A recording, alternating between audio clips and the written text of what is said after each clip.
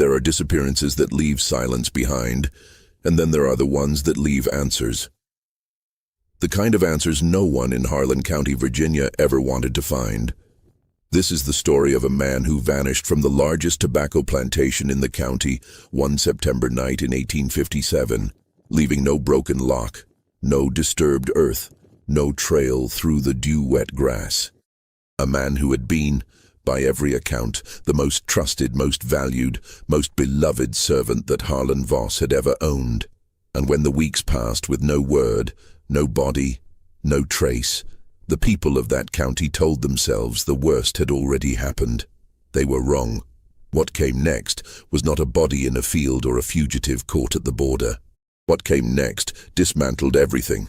The plantation, the family, the lie that an entire community had agreed to believe. And the most disturbing part of all is this: every piece of what you're about to hear was written down, recorded in ink, on paper, in the careful hand of a man who knew exactly what he was doing, and exactly how long it would take for anyone to understand. Before we continue with the story of Elias and the Voss plantation, if you are listening to this right now, make sure you are subscribed to the channel and have the notification bell turned on. Stories like this one don't come along often, and I want you here for every single one of them. Drop a comment below and tell me what state or country you're watching from. Let's see where in the world our listeners are tonight. Now, let's go back to Virginia. September 1857. There was a particular kind of afternoon light that fell over Lynmore Plantation in the late summer, the kind that turns tobacco leaves into sheets of hammered copper and makes the whole world seem paused between one breath and the next. It was beautiful, in the way that things built on crooked foundations sometimes are, dazzling from the outside, deeply wrong from within. Lynmore sat on 460 acres of rolling Virginia land in what is now Harland County, though in those years it was simply spoken of as the Voss land, because in that part of the county the Voss name meant something close to absolute. Harland Voss had inherited the plantation from his father, Clement Voss, who had himself built it from a modest tobacco farm in the 1820s into one of the most productive operations in the region. By the time Harland was 35 and running it himself, Lynmore had 62 enslaved people, a processing barn that ran 6 days a week from April through October, a 2-story great house with white columns that you could see from the main road half a mile away, and a reputation for being well managed, which, in the parlance of the planter class, meant it ran on time and turned a profit. Harland Voss was not a man who inspired love. He was a man who inspired compliance, which he believed was the same thing. He was tall, slightly heavy in his middle years, with a wide forehead, and the kind of steady grey eyes that gave him the appearance of calm reason even when he was anything but calm. He attended church every Sunday, shook the right hands, gave modestly to local charity, and maintained, with great deliberate effort, the image of a man who was fair. He liked to say, often in the company of other planters, that good management required good relationships, that a man who governed his workers well had nothing to fear. He said this with such conviction that many people around him believed it. Some of them, perhaps, still do. But there was one name on Lynmore Plantation that was spoken differently from all the others. One name that carried a weight and a texture that set it apart from the daily routine of field calls and ledger entries. That name was Elias. Elias had been on Lynmore since he was roughly 9 years old, brought from a smaller farm outside Richmond when Clement Voss was still alive and believed in purchasing young. He was, by the time our story begins, a man of about 32, though no official record of his birth date existed. Like most enslaved people of the era, his age was estimated, not known. He was lean, of medium height, with careful dark eyes that seemed to be perpetually measuring something just beyond the immediate conversation. He moved through the plantation with an unhurried, deliberate quality that some people found unsettling and others found reassuring, depending on which side of the authority they stood on. What made Elias exceptional in the eyes of Harland Voss was not his physical strength, though he was capable enough, and not his particular skill in the tobacco barn, though he knew the curing process with genuine precision. What made Elias exceptional was something rarer and more valuable to a man like Harland Voss. He could read. He could write. He could calculate figures in his head with a speed that made the Voss bookkeeper, a wiry man named Clement Briggs, openly uncomfortable. And he did all of this without ever being asked to display it, without ever performing it for visitors, without ever using it in a way that threatened the architecture of power that surrounded him. No one was entirely certain how Elias had learned. Clement Voss, the original patriarch, had apparently taught him letters as a kind of experiment, a common enough conceit among certain planters of the earlier period who imagined themselves to be progressive men while engaging in the most regressive institution their civilization had ever produced. Whatever the origin, by the time Harland inherited the plantation, Elias could read any document placed before him, write in a clear and practiced hand, and had a working knowledge of basic accounting that Harland eventually turned to professional use. He was, in the language of the time, a house slave, though at Lynmore his role was something more layered than that phrase typically suggested. He served in the great house, yes, managing the household accounts under Harland's supervision, occasionally translating the practical requirements of the fieldwork into the neat columns of the plantation ledger when Briggs was ill or otherwise unavailable. He accompanied Harland Voss on trips to the county seat. He was, on at least 3 documented occasions in letters that survive from that period, introduced by Harland to business associates as "my man Elias, who keeps things in order." There was a particular quality to Harland's relationship with Elias that many people noticed but few spoke openly about. It was not friendship. The social structure of the time made that an impossibility that both men would have denied with different levels of conviction. It was something more complicated, something that operated in the space between ownership and dependency, between trust and control. Harland needed Elias in a way that quietly embarrassed him, and Elias understood that need with a clarity that he had spent years learning to keep entirely invisible. The other enslaved people at Lynmore watched this dynamic the way you watch a tightly wound mechanism, with the instinctive understanding that the tension inside it is enormous, and that when it finally releases, the motion will be swift. Among them, Elias was regarded with a complicated mixture of respect and careful distance. He was not a collaborator, not in the way that the overseer's favorite informants were, the ones who repeated conversations and earned small privileges through betrayal. Everyone on Lynmore understood, without it ever being said directly, that Elias was not that. But they also understood that his position gave him access to things no one else had access to. He knew the numbers. He knew the accounts. He knew what Harland Voss said when he thought no one who mattered was listening. And in those years on that plantation, knowledge was the most dangerous thing a person could possess. A woman named Ruth, who worked in the processing barn and had been at Lynmore for 20 years, later described Elias in the following terms, recorded in a sworn deposition in 1859, which we will return to in time. She said, "He was always watching, not the way some watch like they're looking for trouble. More like he was reading something the rest of us couldn't see. Like he was always on the last page of a book no one else had been given." That description, offered under the pressure of a legal proceeding and recorded by a county clerk who almost certainly did not understand what he was transcribing, is perhaps the most precise account of Elias that survives. And when you understand what happened next, it is impossible to read Ruth's words without feeling the particular chill of a person who had been standing next to something extraordinary and had sensed its presence without ever quite naming it. The summer of 1857 had been a productive one at Lynmore. The tobacco crop was the strongest in 4 years, the curing barn had run without significant incident, and Harland Voss was in the kind of expansive mood that came only when the numbers moved in the right direction.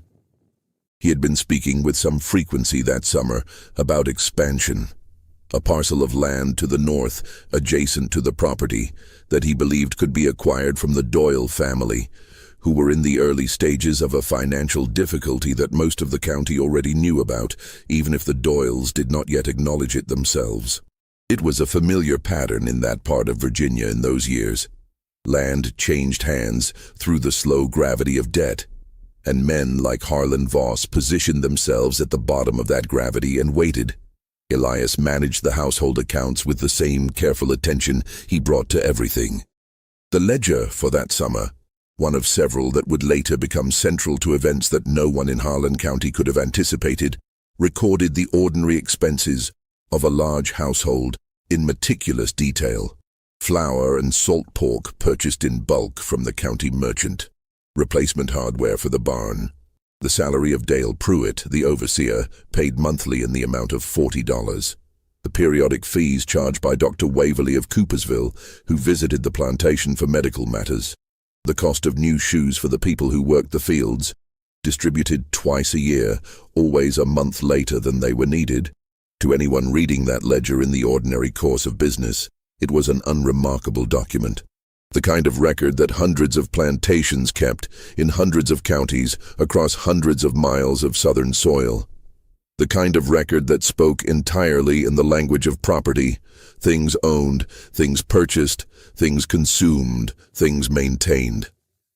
But Elias, it would later emerge, had been keeping another ledger.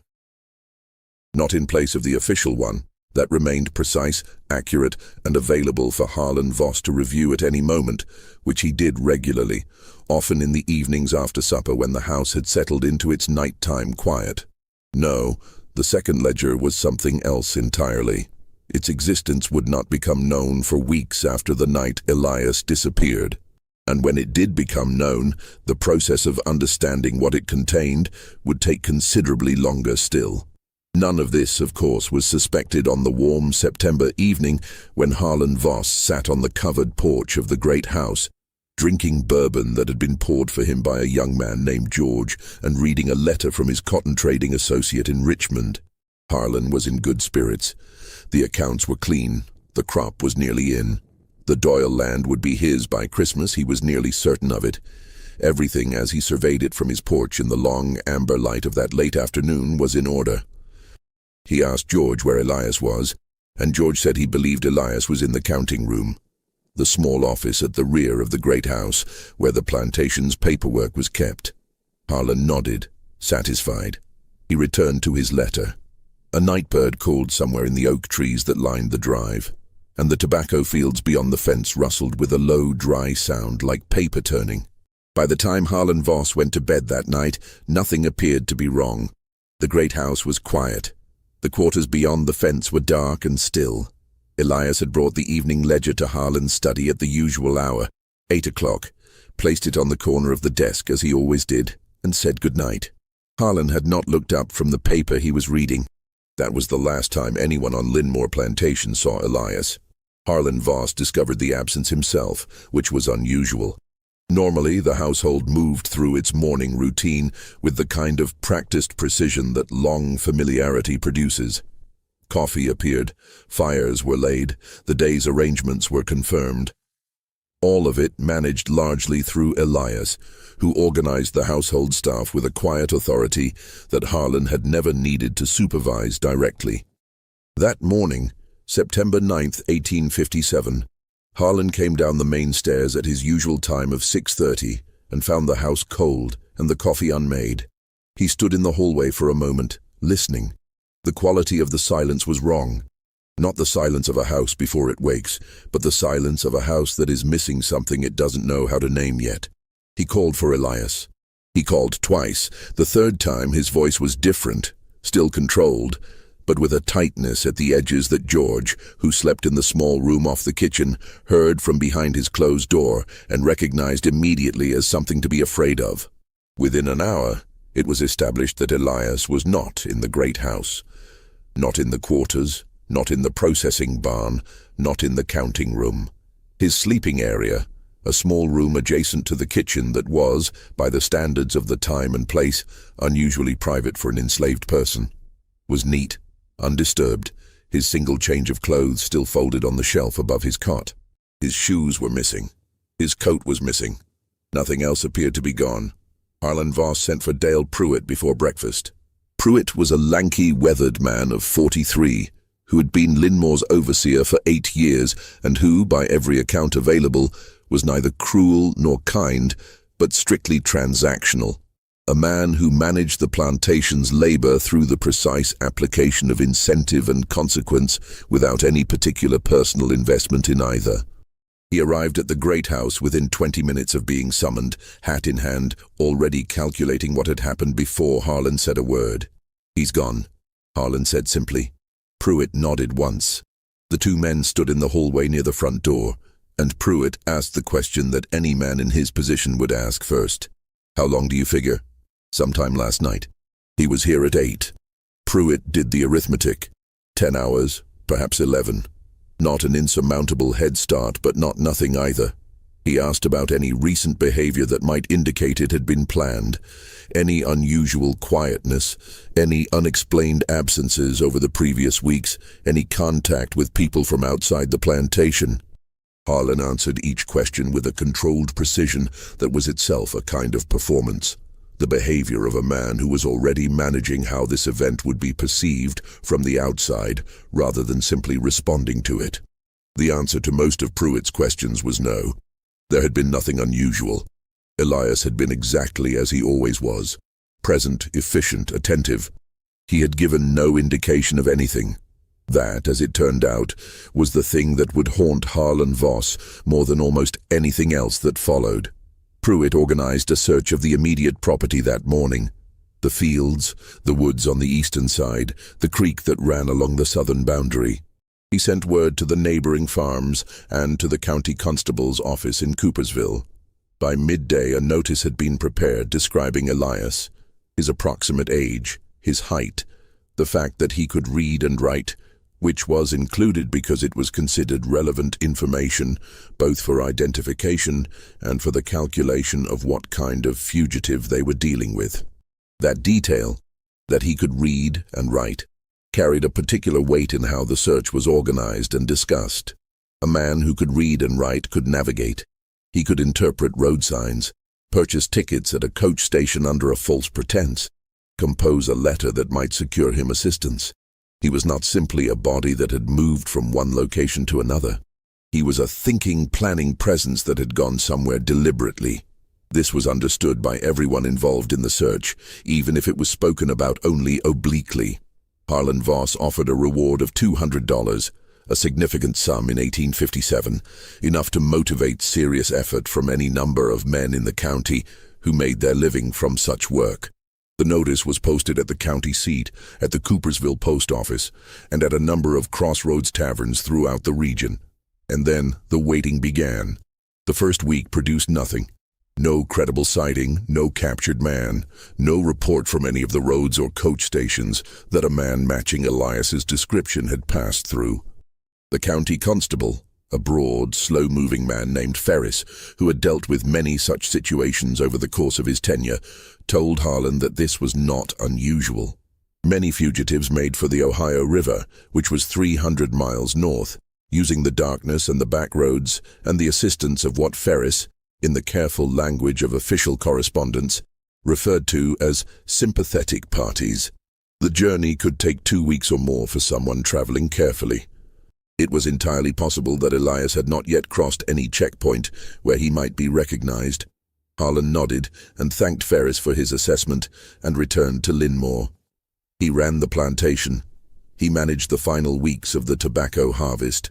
He dined with his wife, Catherine, a quiet woman from a good Fredericksburg family who had learned over the years of their marriage to read Harland's moods with the precision of someone who had no other choice, and who understood from the particular quality of his silence in those days that what had happened with Elias was not simply a matter of lost property. It was something more personal than that, though Harland would never have admitted this to anyone, least of all to himself. Catherine Voss was, in the surviving record, a peripheral figure, mentioned in letters, noted in accounts, never fully present. She appears to have been a woman of considerable intelligence, who had long since learned to deploy it entirely in the domestic sphere, which was the only sphere available to her. She managed the household with the same invisible competence that Elias had managed the accounts, and the two of them had developed over the years a kind of professional mutual regard. a working relationship built on the shared understanding that certain things at Lynmore functioned properly only because they made them function properly. In the days following Elias's disappearance, Catherine noticed something that she would not mention to anyone for nearly a month. It was a small thing, possibly meaningless, but she noticed that the counting room, Elias's domain, the place where the plantation's paperwork lived in its neat ordered stacks, had a particular quality to its order in those days after he left. The desk was clear. The ledgers were precisely stacked. The ink and pen were capped and set in their tray. Everything was in its place. In 6 years of watching Elias work in that room, Catherine had never once seen the desk completely clear. There was always something in progress, a column being added, a receipt being copied, a letter being drafted. Elias was a man of perpetual quiet industry. A clear desk, in his case, was not the natural end state of a workday. It was the deliberate end state of something else entirely. She said nothing, whether from uncertainty or from some private intuition that the clarity she observed in those neat stacks was a kind of message she did not yet know how to interpret. Catherine Voss kept her observation to herself. She would later describe this decision, in a private letter to her sister in Fredericksburg, as the thing she most regretted. Meanwhile, on the plantation itself, the absence of Elias created a logistical problem that was immediately apparent and a social problem that was slower to surface. The immediate problem was the accounts. There was no one else at Lynmore who could manage the household ledger with the same competence, which meant that Harland was forced to take a more direct role in the record-keeping, assisted by Briggs, who came up from his room in the processing barn in the evenings with an air of reluctant inconvenience. The social problem was more diffuse, a shift in the quality of the atmosphere among the people who lived and worked at Lynmore. Pruitt noticed it. He described it later as a kind of watchfulness that came over the quarters. Not the dangerous, explosive quality of genuine unrest, but something quieter and more sustained. A sense of people waiting for something, the nature of which he couldn't define. He asked one of the older field men about it, obliquely, the way an overseer asks about things he doesn't want to seem concerned about. The man said nothing useful, which Pruitt expected, but the watchfulness itself continued, and after a while Pruitt simply noted it in his mental catalogue of things at Lynmore that he couldn't explain and moved on. Ruth worked in the processing barn and said nothing. George served meals in the great house and said nothing.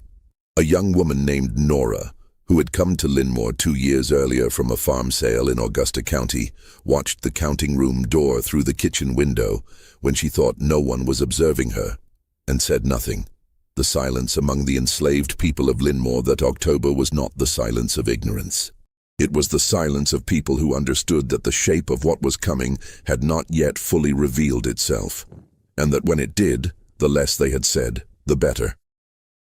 3 weeks after Elias's disappearance, a constable's rider came to Lynmore with a report that a man matching the description, lean, dark-eyed, well-spoken, had been seen at a ferry crossing on the Shenandoah River, about 80 miles to the northwest.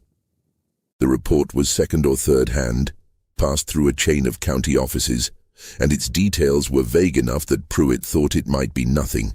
But Harland Voss seized on it with a ferocity that surprised even Pruitt, who had seen Harland angry before and knew the particular shape of his determination.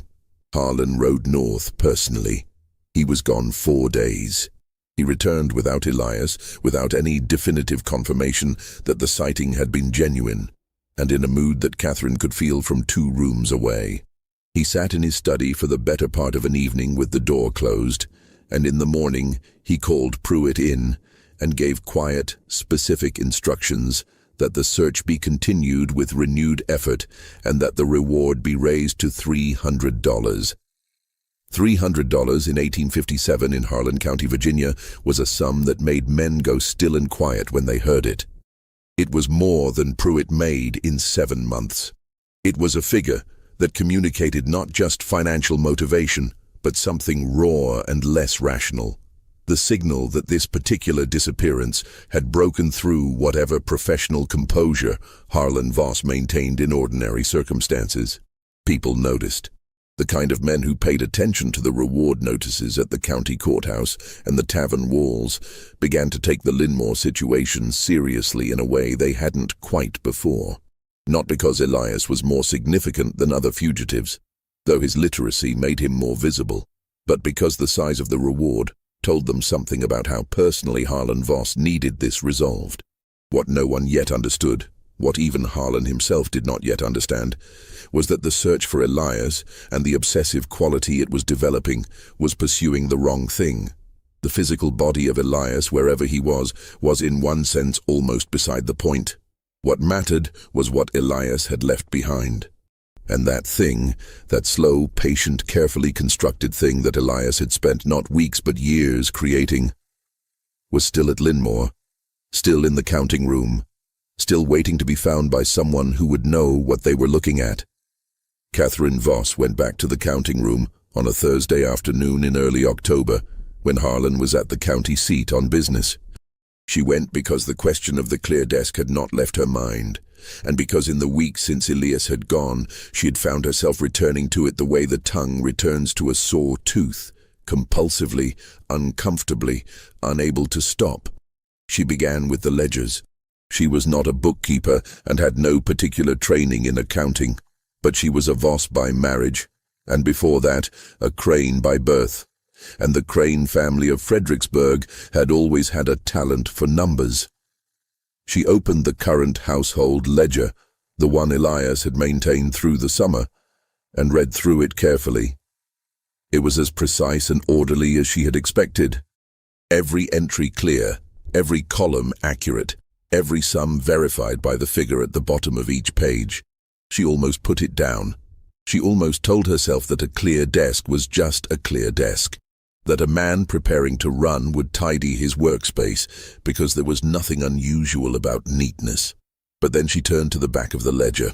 In most plantation ledgers of the period, the back pages, the blank ones at the end after the last entry of the accounting year, were left empty, sometimes used for rough calculations, occasional notes, sometimes completely blank. In the Lynmore ledger, the last 3 pages were, on their face, ordinary. Numbers, columns, figures that looked, at first glance, like a continuation of the household accounts. Catherine stared at those 3 pages for a long time. Then she closed the ledger, put it back exactly where she had found it, and left the counting room. She went upstairs to her bedroom. She sat in the chair by the window that looked out over the tobacco fields, now harvested and brown, and she stared at nothing for what she would later estimate was nearly an hour. What she had seen in those back pages was not a continuation of the household accounts. The figures were in the right format, in Elias's handwriting, with the same careful columns. But the categories were wrong. The numbers were wrong. There were dates, spanning 4 years. There were references to people by initial only. There were sums that bore no relationship to any purchase or expense that Catherine could identify in the main body of the ledger. It was a record of something. Catherine was absolutely certain of that. She was equally certain that she did not know, sitting in that chair in the October afternoon, what it was a record of. But she knew one other thing with a cold and growing clarity. She was afraid to find out. If you have been listening to this story, and something in it is making you uneasy, the kind of unease that comes not from the dramatic and the violent, but from the quiet and the deliberate, I want you to stay with that feeling. Because what Catherine Voss sensed in that October afternoon light, without yet having the words for it, was that what she had found was only the edge of something much larger. The most unsettling discoveries are never the ones that announce themselves loudly. They are the ones that arrive in the handwriting of someone you thought you knew. Drop a like on this video if you want to keep going. And keep watching, because what those pages actually contained is going to take this story somewhere none of us expected. Catherine said nothing to Harland for another 10 days. This was not cowardice, or not only cowardice. It was, she would explain much later in the letter to her sister, a kind of strategic caution rooted in an understanding of her husband that had been developed over 12 years of close, unequal proximity. She knew how Harland responded to information that unsettled him. She knew the way his jaw set and his eyes went flat when something disrupted the controlled narrative he maintained about Lynmore and his management of it. She had learned, by hard experience, to approach such disruptions with preparation rather than urgency. So she prepared. She returned to the counting room 3 more times over those 10 days, each time when Harland was away from the house. She did not remove anything. She was too afraid of what that might precipitate and too uncertain of what she was looking at to risk disturbing it. But she read. She read those 3 pages with the painstaking attention of someone who is trying to understand a language that is almost but not quite familiar. The figures in those pages, she came to understand, were organized by month. Each entry had a date, an initial or pair of initials, and a number followed by a letter designation, sometimes C, sometimes D, sometimes R. The sums themselves were small, never more than a few dollars, often less than 1. But they accumulated. Over the 4 years represented in those pages, they accumulated to a number that Catherine calculated and then recalculated because the first time she arrived at it, she assumed she had made an error. She had not made an error. In 4 years, across dozens of small, unremarkable individual entries, the total figure came to just over $470. Catherine Voss had been mistress of Lynmore for 12 years. She knew the household budget precisely enough to understand what $470 accumulated over 4 years in sums that never once attracted the attention of the main ledger review actually represented. Not luxury, not extravagance. Elias had lived materially with great austerity, as the conditions of his position required.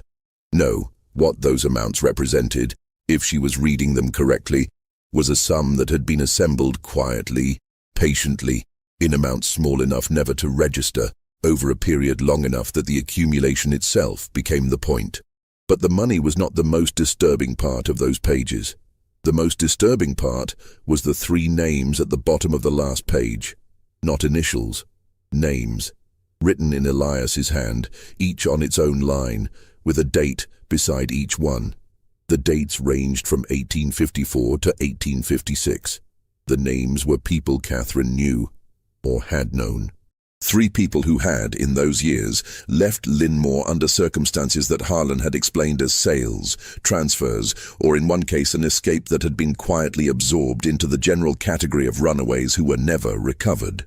Looking at those 3 names in Elias's careful handwriting, beside dates that aligned with the events she remembered, Catherine felt the floor of her understanding shift beneath her in a way that was quiet, thorough, and irreversible.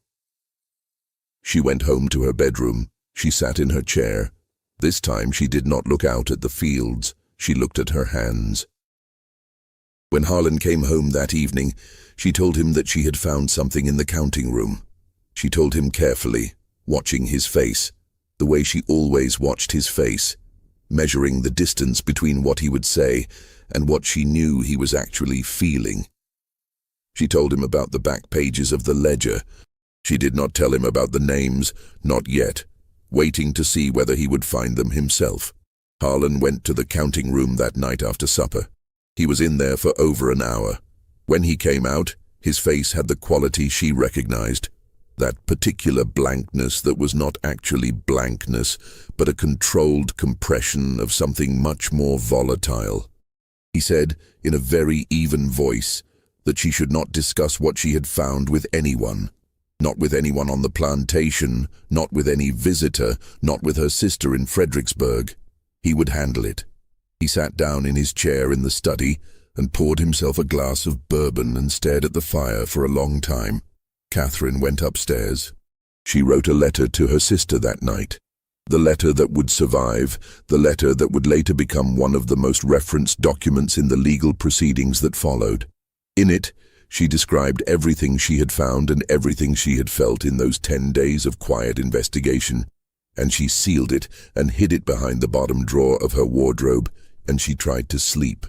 What Harland Voss saw in those 3 back pages that night, what he understood about them, or refused to understand, or was only beginning to approach understanding, remained for a while longer, entirely his own. But the counting room, from that night forward, was locked. Harland carried the key himself. And somewhere, in a room or a house or a route or a life that none of them could yet locate, Elias continued to be absent. It was Pruitt who found the first physical object. Not in the counting room. Harland had locked that and told Pruitt nothing specific about what Catherine had discovered. But in the curing barn, on a Thursday morning in the 3rd week of October, when Pruitt was conducting a routine inspection of the equipment before the final batch of the season's tobacco was processed. He found it behind the secondary curing rack, in the wall cavity where the mortar between 2 bricks had been loosened at some point and then replaced so carefully that only the faint vertical seam of newer colored mortar gave it away. And even that required direct light and direct attention, neither of which the curing barn typically received in that particular corner. Pruitt had not been looking for it. He had been checking the rack supports, which were known to be aging, and had braced himself against the wall with one hand and felt the faint give of the loose section. He pulled it free. 2 bricks, just 2, fitted together with that thin skin of newer mortar, and found behind them a space roughly the size of a large book. Inside that space was an oilskin pouch, tied at the top with a cord. Pruitt held it for a moment. He was a practical man who did not, in ordinary circumstances, engage in extended internal deliberation. He opened the pouch. Inside was a sheaf of papers, folded together. The paper was not Plantation ledger paper. It was the heavier, smoother stock of writing paper, the kind sold at the stationer's shop in Coopersville. There were 12 sheets in the folded bundle, each covered on both sides in the same careful, controlled handwriting that anyone who had worked at Lynmore for the past 4 years would have recognized immediately as Elias's. Pruitt read the first page. He read it slowly, his lips not quite moving, with the expression of a man who is reading something that is expanding very rapidly in all directions as he tries to hold it still. He read the second page. He stopped. He folded the papers back exactly as he had found them, replaced them in the oilskin pouch, and tied the cord. He held the pouch in his hands for a long moment, looking at the gap in the wall with the 2 bricks sitting on the floor beside it. Then he made a decision that said a great deal about the particular quality of Dale Pruitt's moral character, or the shape of it, which is not always the same thing. He replaced the pouch in the wall cavity. He set the bricks back in place. He pressed the mortar, which was not yet fully dry, back into its position. He stood up and finished his inspection of the rack supports and went back out into the October morning.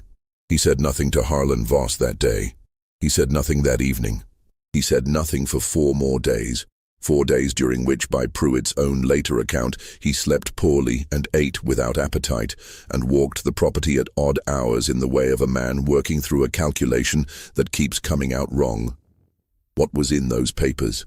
What had Pruitt read in that first page and a half that stopped him cold and sent him back to replace what he had found? The answer to that question would not become fully public for several more weeks. But it is worth understanding even now, before the full contents are known, what the simple existence of those papers in that wall cavity meant. It meant that Elias had placed them there deliberately, not in haste, not in a moment of fear, but as a considered act of preparation. The wall cavity had been worked on over time, not in a single night. The papers themselves were the product of extended effort. The oilskin was a protective measure, the choice of a man who intended what he placed inside it to survive. Whatever those papers contained, Elias had wanted them to be found. Not immediately, perhaps, not by everyone, but eventually by someone. He had made certain of that by placing them where the deterioration of the curing barn's aging infrastructure would eventually expose them, and by using writing paper heavy enough to endure a season's worth of moisture and cold. Whether that someone was supposed to be Dale Pruitt was unlikely. But Dale Pruitt had found them. And whatever he read in those first pages had been enough to make a pragmatic, unsentimental man sit with a secret for 4 days before deciding what to do with it. On the 5th day, he went to Harland Voss. He did not take the papers. He simply told Harland, in the counting room with the door closed, that there was something in the curing barn that Harland needed to see personally. He did not describe what it was. He used the particular tone, controlled, flat, giving nothing away, that a man uses when he has decided to let the revelation itself do the work of explanation. Harlan asked no questions. He got his coat and followed Pruitt across the property to the barn. What Harlan Voss read in that oilskin pouch required most of the afternoon to read completely. He remained in the curing barn for close to 3 hours, standing near the door where the light was best, while Pruitt waited outside in the cold, sitting on the fence rail, smoking his pipe in the long, slow pulls of a man who has nothing to do but wait for something he cannot prevent. At one point, roughly an hour into this, George came across the yard toward the barn with the apparent intention of asking Pruitt a question about something routine.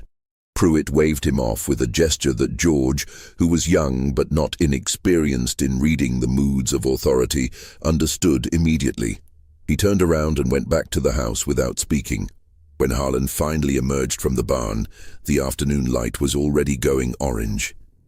He walked past Pruitt without speaking, crossed the yard, went up the steps of the great house, and went inside. Pruitt heard the study door close. He didn't hear it open again until the following morning.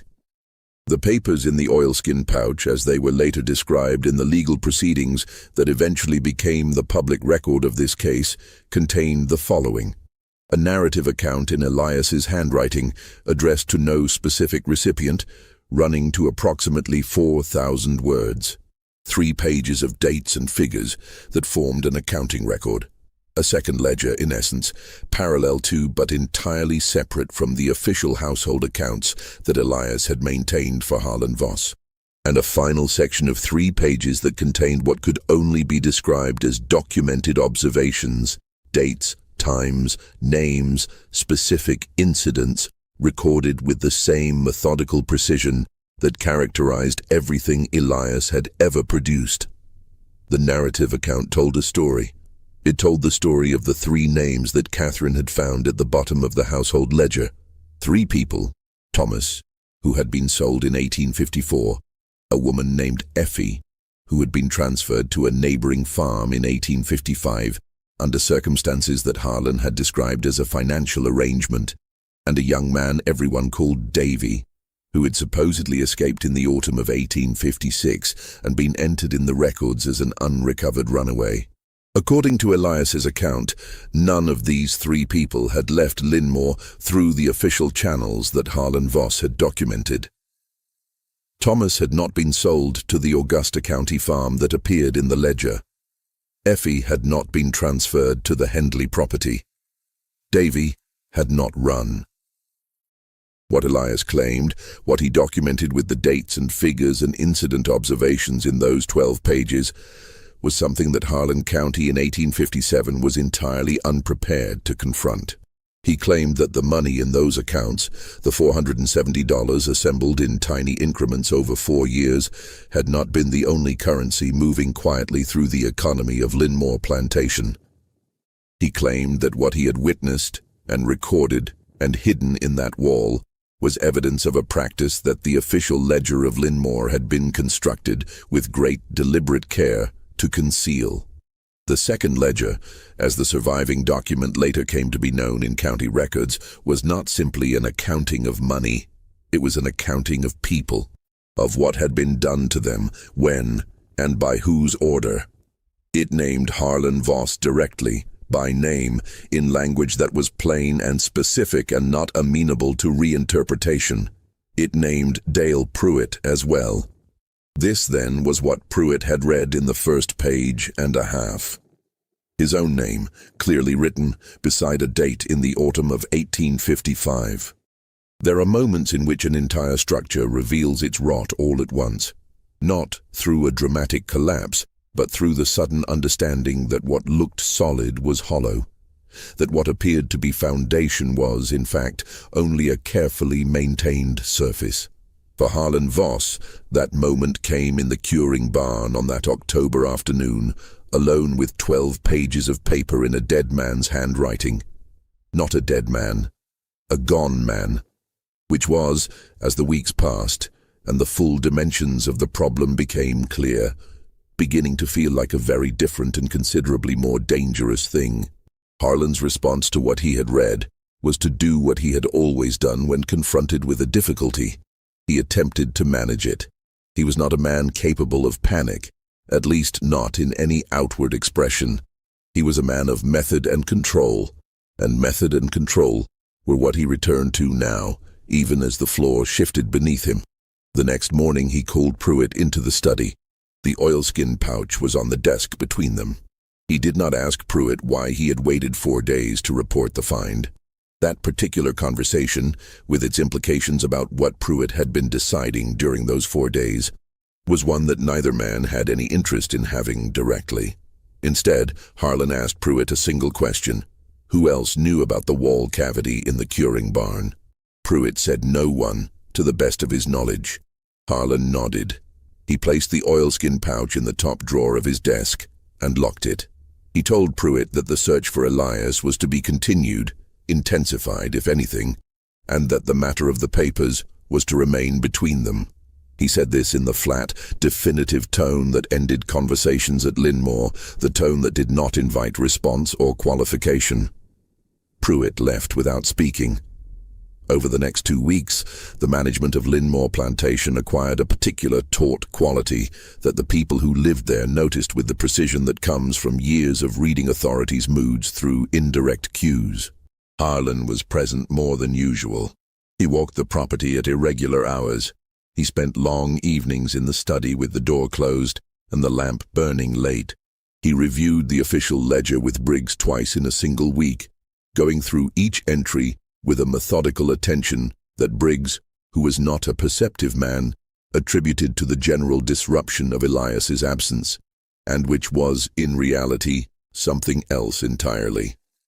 He was looking for evidence of what Elias might have documented. He was looking for the shape of what the second ledger could prove and for what it couldn't. He was, in the private space of his study, constructing a defense. Not yet for a court. He was not yet certain it would come to that, but for the social and commercial structure of his life, which was built on a reputation he had spent 35 years maintaining, and which was now exposed to a wind he could not see coming but could certainly feel. Catherine watched all of this from her careful distance. She had not been told about the papers in the barn. Harland had told her only that there was a complication in the investigation and that it was being handled. She had accepted this because she had no choice, and because the letter to her sister, sealed and hidden in her wardrobe, was a kind of private acknowledgement that the handling she was being promised was not the handling she actually believed would occur. What Catherine understood, more precisely perhaps than Harland, was that Elias had not acted carelessly. A man who assembled $470 over 4 years in amounts small enough never to attract attention was not a man who left things to chance. A man who prepared oilskin pouches and loose bricks in the curing barn wall was not a man who had one hiding place. And a man who recorded dates, names, and incidents in a narrative account with the clarity and organization of a legal deposition had done so for a reason. Not simply to create a private record, but to create something that could be used. Used by whom? That was the question that kept Catherine awake in those October nights. If Elias had planned to flee, and clearly he had, then who had he intended to use those papers? He had not taken them with him. He had left them behind, in a wall cavity in the curing barn that was robust enough to survive a season but not a decade, hidden well enough to require finding, but not so well hidden as to be unfindable.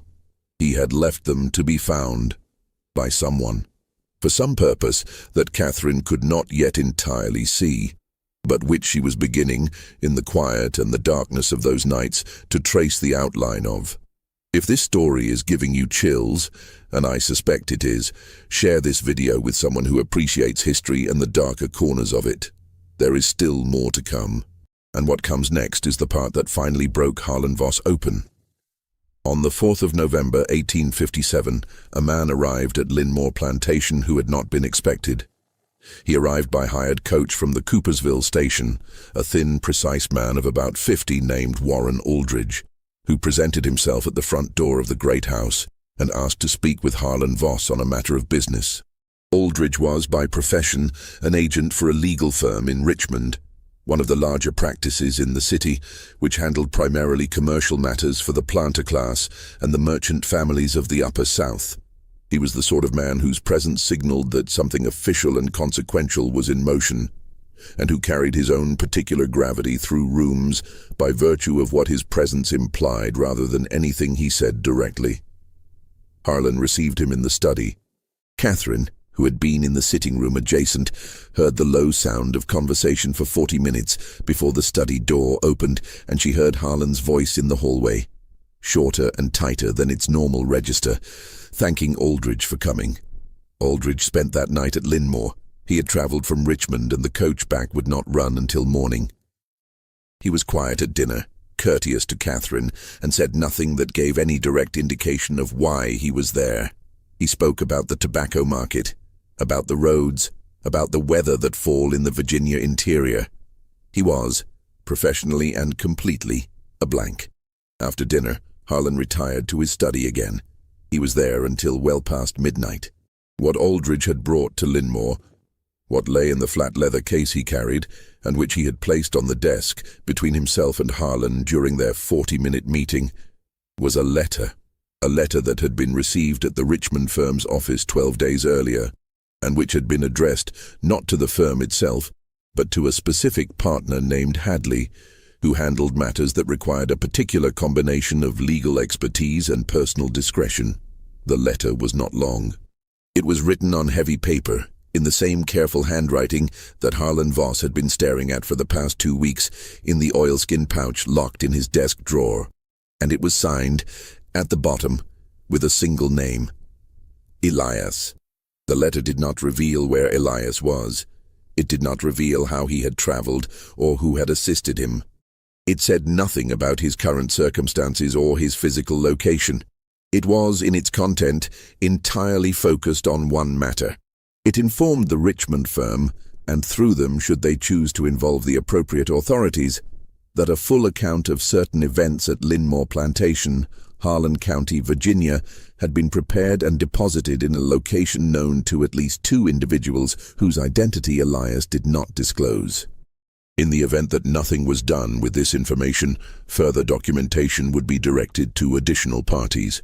The letter named, briefly, the nature of the events in question. It referenced specific dates.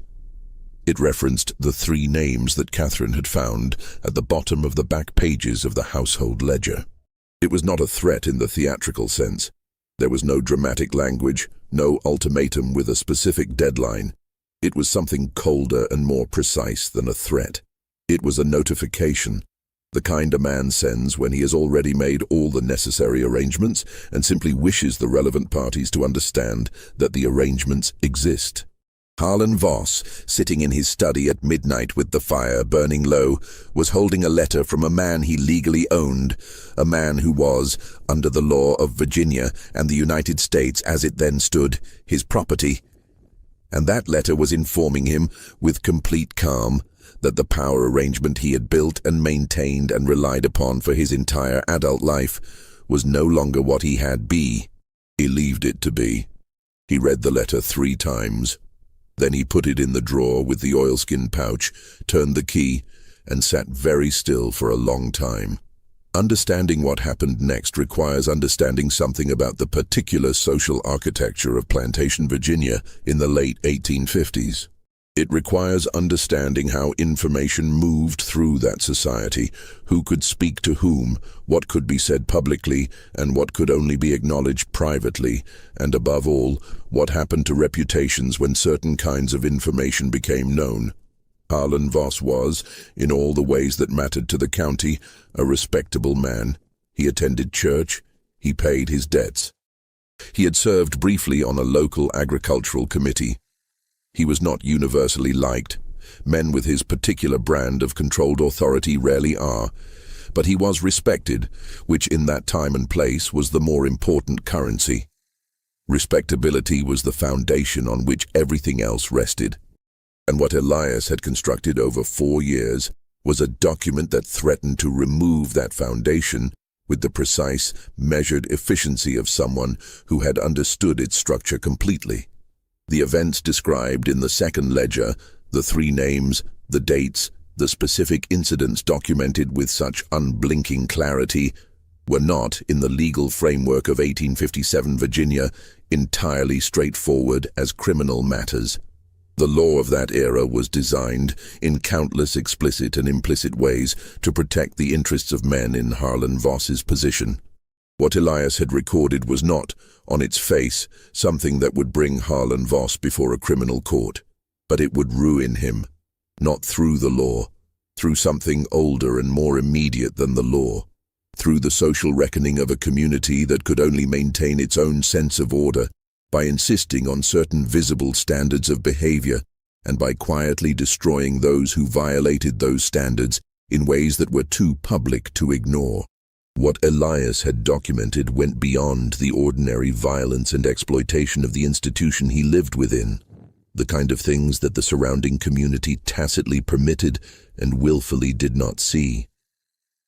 What he had documented was something that the community would not be able to permit, even under its own compromised moral framework.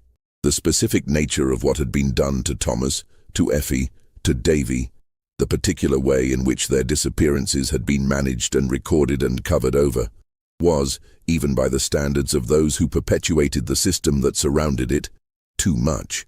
The concealment itself was too deliberate, too constructed, too revealing of a consciousness that knew it was doing something the community could not openly defend. Harland Voss understood this better than anyone. He had constructed the concealment himself. In the weeks following Aldridge's visit, Harland began a process of careful, systematic management that those who observed it from the outside could not quite characterize. He was not obviously frantic. He was not visibly unraveling. He continued to manage the plantation, to attend church, to conduct his business at the county seat with the same steady-eyed composure that had always defined him. But underneath that surface, which was remarkable in its consistency, something was in motion. He began with the accounts.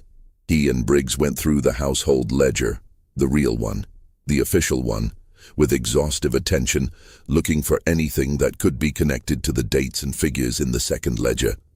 They found very little, because Elias had been too careful for that. The official ledger was clean in precisely the way it needed to be clean, not the cleanliness of erasure, which leaves marks, but the cleanliness of a record that had been maintained to be clean from the beginning. Every entry legitimate, every sum accounted for. The official ledger of Lynmore Plantation would stand up to scrutiny because it had been designed to stand up to scrutiny. And the thing that made it stand up to scrutiny was the same mind that had, simultaneously, been constructing the document designed to undermine it. This was the particular genius of what Elias had done, and it was the thing that Harland found himself unable to outmaneuver, no matter how many evenings he spent in the study with the lamp burning. He couldn't attack the second ledger by producing the first, because the first ledger's cleanliness was itself, in some ways, the proof that concealment had been practiced. A record this spotless, in a plantation of this size, over this many years, a record with no anomalies, no rough edges, no trace of any of the events that the second ledger documented, was not the natural record of an uncomplicated history. It was the artifact of a practiced, sustained, deliberate effort to produce a version of Lynmore that bore no resemblance to what had actually occurred there. Elias had known this. He had known it because he had been the one keeping the clean record. He had been given the tools of concealment and had used them to construct the concealment, and then had used the very same tools with the very same precision to document everything that the concealment was meant to hide. 4 years. 4 years of maintaining both records simultaneously, in the same careful hand, with the same measured clarity, in the same small room at the back of the great house. Catherine thought about this in the long evenings after Harland went to his study. She thought about Elias sitting at that desk, the desk that she had found clear and orderly on the morning she went to look, and she thought about what it had required. Not just the practical intelligence, not just the accounting precision, the composure, the daily performance of exactly the kind of man that Harland Voss needed him to be, while being, simultaneously, a completely different kind of man that no one at Lynmore had ever been permitted to see. She thought about Ruth's description, the last page of a book no one else had been given. She understood it now, finally and completely. Elias had not simply been reading ahead. He had been writing the ending. November passed. The cold that settled over Lynmore in December was sharper than usual that year. The kind of cold that came early and stayed, the ground freezing by mid-month, and the creek at the southern boundary developing a skin of ice that cracked and groaned in the night wind. The tobacco had all been processed and baled and sent to the Richmond market, and the plantation was in its winter quiet, the work reduced to maintenance and preparation for the following season. Harland received 2 more letters in November. Neither was from Elias directly. They came through intermediaries, through the careful layering of communication that suggested the network of assistance available to Elias was more organized and more geographically distributed than any single letter could have implied. Each letter referenced the second ledger and the documentation it contained. Each letter noted, with the same calm precision as the first, that the documentation existed in multiple locations. Each letter asked, without demanding, without threatening in explicit terms, a single thing: an acknowledgement, not a legal admission, not a financial payment, not a public statement. An acknowledgement, a private letter, addressed to Aldridge's firm in Richmond, attesting to the factual accuracy of the events Elias had documented. A letter that would be held in the firm's files, sealed against the possibility of any future effort to deny or contest the record. That was all. An acknowledgement, held in a law office in Richmond, in a sealed envelope, by a respectable firm with no personal stake in the matter other than their professional obligation to retain it. The request was, in its design, almost surgically precise. It was not asking Harland Voss to confess publicly. It was not asking him to face a court or a congregation or a community. It was asking him only to confirm, in a document that would lie dormant in a drawer in Richmond, that what Elias had written was true, that the 3 names were real, that the dates were accurate, that what had happened to Thomas, to Effie, to Davy, had happened in the way Elias described. Just that. Just the truth, written down, stored away, never needing to be used if no one gave it cause to be used. Harland Voss spent December refusing to write that letter. He consulted Aldridge by correspondence. He consulted a second attorney, a man from Fredericksburg named Curran, who specialized in matters of property law. He spent hours in the study with the oilskin pouch and the original letters arranged on the desk before him, going over the legal landscape with the methodical determination of a man who believed that every problem had a solution if you looked at it from enough angles. What he discovered, gradually and with increasing dismay, was that the landscape was not favorable. The documentation in the second ledger was specific enough and corroborated in enough of its details by the official records it had been designed to sit alongside, that challenging it would require either producing evidence that the documented events hadn't occurred, which was impossible since they had, or challenging Elias's credibility in a legal forum, which required finding Elias and producing him, which no one had yet managed to do. And there was the matter of Pruitt. Dale Pruitt's name appeared in those pages. Pruitt knew it. And Pruitt had spent the past 6 weeks being very quiet, very correct, and very watchful. The watchfulness of a man who understood that his own exposure was directly connected to whatever Harland decided to do next. Pruitt had not been a willing participant in the concealment, but he had been a knowing one, at least in part, knowing enough that his 4 days of silence after finding the oilskin pouch were themselves a kind of record. In the second week of December, Pruitt gave notice. He told Harland that he intended to leave Lynmore at the end of the month. He gave no specific reason. He had a relative in Tennessee, he said, and was considering his options. He said it in the flat, careful tone of a man who has decided that distance is its own kind of protection. Harlan accepted the notice without argument. That was when Catherine understood that her husband's composure was no longer management. It was exhaustion. The kind of exhaustion that comes not from effort, but from the recognition that no amount of effort will be sufficient. She saw it in the way he sat, in the evenings, with the glass of bourbon he no longer refilled a second time. She saw it in the way his eyes, always so controlled, now moved slightly too slowly across the room, as though the act of processing the immediate present required more energy than it once had. She wrote a second letter to her sister in Fredericksburg. This one was longer. It was also, between its careful lines, a farewell to something, to the life at Lynmore, to the arrangement she had lived inside for 12 years, to the version of Harland Voss that she had believed she was married to, if she had ever entirely believed it. On December 23, 1857, Harland Voss sat at his desk and wrote a letter. It was not a long letter. In the legal proceedings that came later, it was described as running to one page, front only, in a hand that several people who were familiar with Harland's writing described as looser than usual. Not the practiced, controlled script of a man comfortable with documents, but the writing of someone under considerable strain. The letter was addressed to the firm of Hadley and Associates in Richmond, care of Warren Aldridge.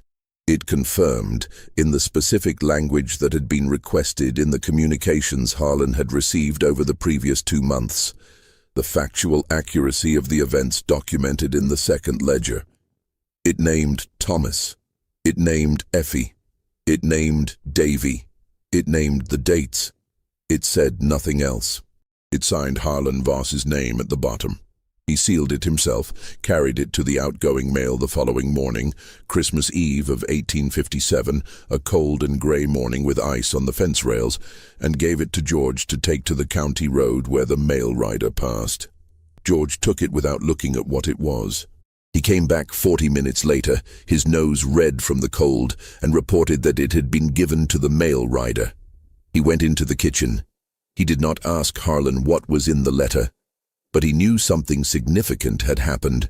Everyone at Lynmore knew that morning that something had shifted, not because anyone had said anything or overheard anything, but because Harland Voss came in from the porch after watching George go down the drive and went directly to his study and closed the door and did not come out again until dinner.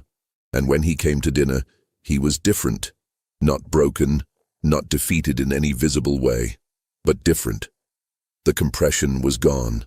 The taut, coiled quality that had defined his face and his manner for the past 3 months was simply absent, replaced by something that Catherine recognized, with a chill that had nothing to do with the December cold, as relief. Not the relief of resolution, the relief of something being over, of a thing held at great cost being finally set down. She looked at her husband across the Christmas Eve table and understood that whatever Harland Voss had been protecting for those months, and for the years before those months, had finally, in the form of that single letter, been surrendered. The fire in the dining room crackled. George served the meal in silence. Outside, the ice on the fence rails glittered in the lamplight that fell from the windows of the great house, and somewhere very far away, in a location that no one in Harland County knew or would learn for some time yet, a man who had spent 4 years preparing this particular moment was perhaps doing precisely nothing, simply existing in a place he had chosen, in a life whose shape was now, for the first time, his own to determine. The legal proceedings that followed the December letter were not immediate, and they were not simple, and they unfolded with the particular slowness of institutional processes in an era before telegraphs had reached every county seat and before the railroad had connected every corner of Virginia to the national machinery of justice. But they unfolded. Aldridge, working with the Hadley firm, forwarded the letter to the relevant county authorities in January of 1858, along with a summary account of the documentation Elias had prepared. The response from the Harland County authorities was, in the first instance, procedural resistance, the kind of slow institutional friction that existed to protect men like Harland Voss and had always existed for precisely that purpose. There were questions about the validity of the letter, about the legal standing of the documentation, about the appropriate venue for any proceedings. But there was the document. There was the second ledger, which Pruitt had confirmed the existence of before leaving for Tennessee, and which had been retrieved from the oilskin pouch at Harland's desk and submitted to the Richmond firm as Exhibit A, in a matter that the firm's senior partner, Hadley himself, chose to handle personally, not out of moral conviction, though it is possible some of that existed, but out of the PR. Professional understanding that a document of this completeness and precision in a case of this specific nature was the kind of thing that did not stay manageable once it began to move. The three names were investigated. Thomas was found alive on a farm in Western Virginia under different circumstances than those recorded in the official Lynmore ledger. Effie was not found immediately. Her trail was cold and long, but her absence from the official record was itself, in the context of the other documentation, significantly damning. Davy presented the most difficult circumstances, and the legal record is deliberately oblique on this point. The surviving documents from the Harland County proceedings use language that is, by design, indirect, but they record that the investigation into Davy's absence was productive of findings inconsistent with the official record of escape, which, in the measured language of mid-19th century Virginia legal documents, communicated more than it directly said. The formal proceedings against Harland Voss began in March of 1858 in the Harland County Circuit Court, and were referred to the state court in Richmond by June of that year, when the scope of the case exceeded the local court's jurisdiction. The charges were complex, argued through the existing legal framework of a state and a nation whose laws were not designed for cases of this nature, and they produced results that the historical record does not present cleanly. What the historical record does present cleanly is this: Lynmore Plantation was sold in 1859. The sale was a forced one, the consequence not of any single legal judgment, but of the accumulated financial, reputational, and social pressure that the proceedings generated across 14 months. The 460 acres, the great house with its white columns, the processing barn, the counting room with its clean and careful desk, all of it passed to a buyer from Northern Virginia who had no connection to the Voss family and who operated Lynmore for the remaining years before the Civil War made such operations impossible in a manner that the county records do not describe as notably different from what had preceded it. Harland Voss retired to a smaller property outside Fredericksburg. Catherine's family had land there, and in the wreckage of what Lynmore had been, proximity to the Crane family property was one of the few material resources that remained. He did not speak publicly about what had happened. He did not attempt a legal counteroffensive. He lived for the remaining years of his life in a kind of visible diminishment that the people who had known him in his Lynmore years found remarkable, not because he appeared broken, he did not, but because the quality of authority that had always surrounded him, that particular quality of a man who believes the world is organized in his favor, was simply gone. He died in 1863, during the early years of the Civil War, of a fever that the records describe as sudden. He was 51. Catherine returned to Fredericksburg and lived with her sister for several years before relocating in 1865 to Philadelphia, where she spent the rest of her life. The letters she had written to her sister, including the one hidden in the wardrobe, the one that had been retrieved and submitted as evidence, and several subsequent ones written during the proceedings, were preserved by her sister's family and found their way by a circuitous route through 3 generations of inheritance into the collection of a Virginia Historical Society, where they remain. Dale Pruitt's subsequent life is not well documented. He went to Tennessee. He does not reappear in the historical record with any significance. Briggs, the bookkeeper, gave testimony in the Richmond proceedings and was not charged with any participation in the events described in the second ledger. His testimony was, by the account of the court reporter, detailed and precise and, in the judgment of the presiding court, consistent with the claim that his knowledge of the official ledger had been complete, and his knowledge of everything behind it had been effectively managed by the care with which the official ledger had been maintained. Ruth gave the deposition that produced her description of Elias, the last page of a book no one else had been given. She gave it freely in Richmond, in a room that she had never expected to be in, before a clerk who recorded her words in the flat mechanical strokes of a man doing his job. She said what she had seen, clearly and completely, and she did not elaborate beyond what she had actually observed, and she was thanked in the manner of a witness who has given useful testimony and then dismissed.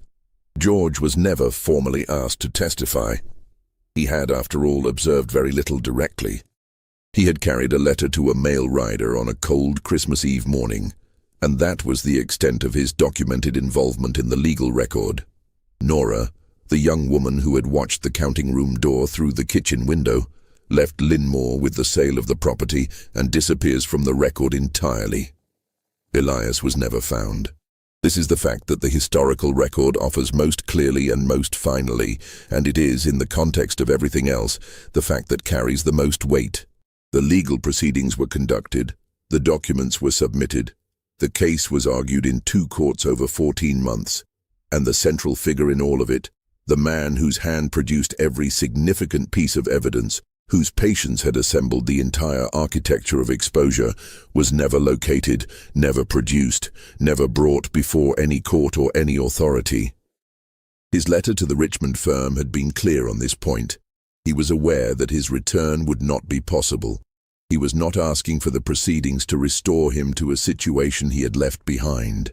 He was asking only that the record be made, that the second ledger, the parallel account he had maintained across 4 years, be placed alongside the official account in a forum where its implications could not be ignored. This was done. The question of whether it was enough, whether the results it produced were commensurate with what it had cost and with what had been done to Thomas, to Effie, to Davy, is a question that the historical record cannot fully answer and does not try to. What the record can offer is this: the second ledger survived. It was preserved in the files of the Hadley firm until the firm dissolved in 1891, at which point its papers were donated to the Virginia State Library in Richmond, where they were catalogued with less attention than they deserved and remained largely unexamined for several decades. The oilskin pouch was noted in the catalogue. The 12 pages of Elias's narrative account were described briefly as plantation documentation, provenance uncertain. It was a researcher named Alicia Dawn who, working through the Virginia State Library's records in the late 1890s on a project related to the antebellum period, found the documents and understood what she was looking at. She spent 6 weeks with those 12 pages, and with the corroborating letters and legal documents she was able to locate through the court records of the Richmond proceedings. She wrote a long account of what she found, which was published in a small historical review in 1899. The account did not receive wide notice at the time. The years following the Civil War and Reconstruction had produced a particular kind of collective forgetting in Virginia and throughout the former Confederacy. A deliberate, organized cultural effort to reconstruct the narrative of the antebellum period in terms that rendered the human cost of it abstract and remote.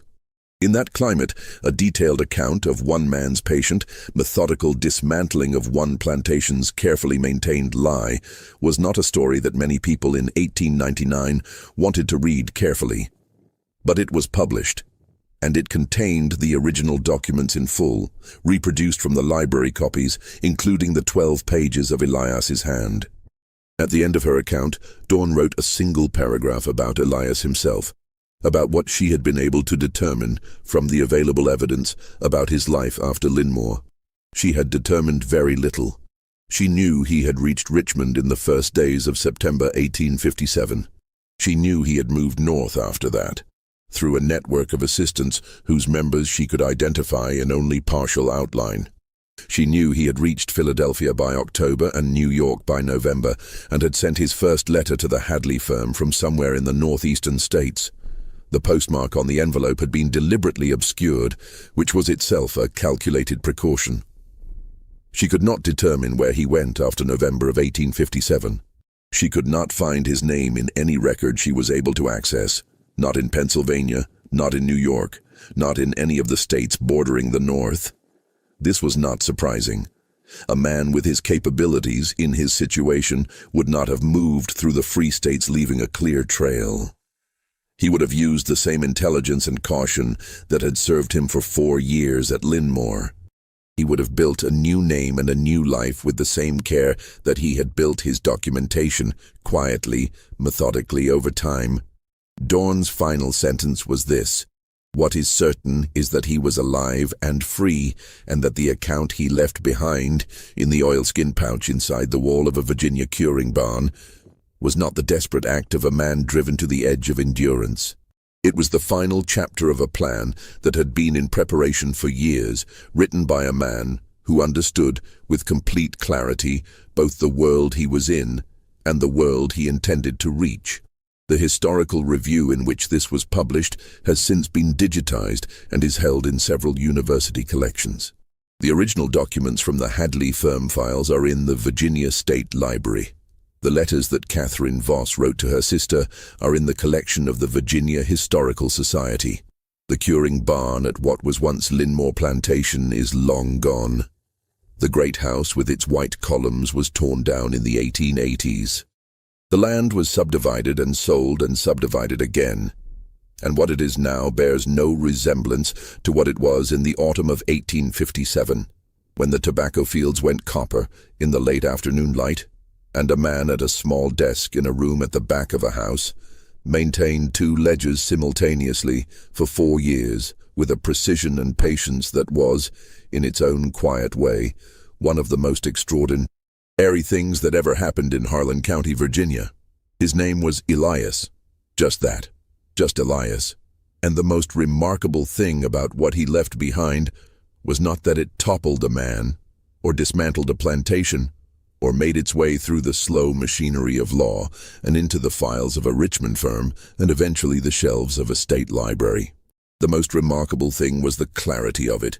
The absence of any rage or desperation in those 12 pages of careful writing, the pure, sustained intelligence of a man who had decided, years before anyone knew he had decided anything, exactly what he was going to do, and exactly how long he was willing to wait to do it. He had never needed anyone to believe him. He had simply needed to write it down. What do you think happened to Elias after November 1857? Do you believe he built a quiet life somewhere in the North? Or do you think the search for him lasted longer than the historical record suggests? Leave your theory in the comments below. This story shows us that the most devastating resistance is sometimes the quietest, assembled not with force, but with patience, not with noise, but with ink and paper and time. If this story gave you chills, share it with someone who appreciates history and the truths it sometimes tries to bury. Hit that like button, subscribe, and turn on the notification bell so you never miss another story from this channel. These are the records that were almost lost. We won't let them be. See you in the next one.